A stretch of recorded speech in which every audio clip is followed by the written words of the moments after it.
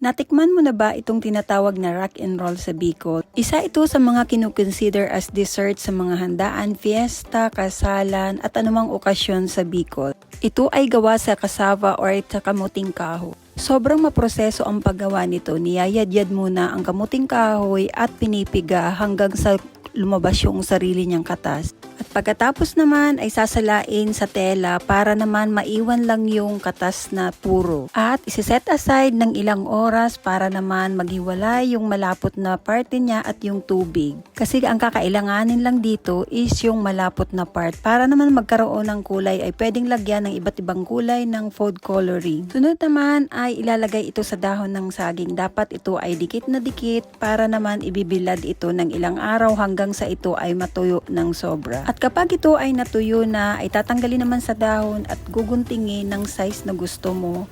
At ayan, pwede na siyang iprito. At pagkatapos naman ng pagprito, ay sprinkle mo siya ng white sugar. At ayan, ready na ang ating rock and roll para sa ating dessert o kaya naman merienda. Thank you for watching!